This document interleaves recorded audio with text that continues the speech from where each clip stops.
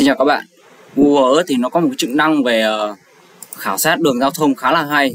Ví dụ ở đây mình vẽ một cái đường line đó, đi như này thì mình nhấn OK đi, mình có thể đặt tên cho nó đi line 1. Và trong cái line 1 này, khi mình nhấp chuột phải lên ấy, mình chọn vào cái protein này, mình chọn vào cái show cao độ lên này đó, chúng ta có thể xem một cái trắc dọc của cái tuyến đường chúng ta vẽ trên Google Maps. Điều này khá là hay nhá, chúng ta có thể vẽ được, có thể xem được cái trắc dọc luôn, với cao độ dốc dọc luôn bằng trên Google Earth. Thì đây là một cái ứng dụng rất là hay trong Google Earth để giúp chúng ta có thể xem được những cái tuyến đường địa hình của cái hiện trạng mà chúng ta muốn đi. Thì đấy, còn thứ hai nữa thì Google Earth thì nó áp dụng ở trong cái vấn đề thiết kế cầu đường, về đường giao thông tại Việt Nam cũng khá là phổ biến. Ví dụ ở đây mình có hai cái tuyến một dự án đi ở An Giang đó, các bạn có thể thấy không, đây mình tắt cái đường này đi. Thì sau khi mở cái dự án này lên ấy, thì chúng ta đưa nó lên Google Earth như thế này, và các bạn gửi cho mình ở cái file ở cái định dạng KMZ hoặc KML.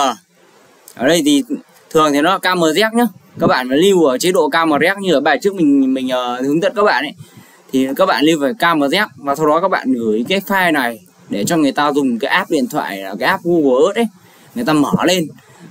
Khi mà những cái kỹ thuật hoặc những cái người đi ra dự án, người ta sẽ khi ra dự án người ta bấm vào vị trí định vị của tôi trên cái app Google Earth ấy, thì lập tức nó sẽ hiện theo cái lý trình này này, và cái km cũng khá là chính xác, tương đối đến khoảng khoảng 10 đến 15 mét, thì khá là hay. Hoặc không, và các bạn có thể gửi cho người ta cái file này như này để người ta đi tìm cái vị trí dự án này, vị trí xây cầu này, vị trí xây trạm bơm này, vân vân. Thì đấy là một cái ứng dụng mở rộng của Google Maps mà các bạn có thể tìm hiểu. Ở đây mình sẽ gõ nó về đây, cái trạm bơm.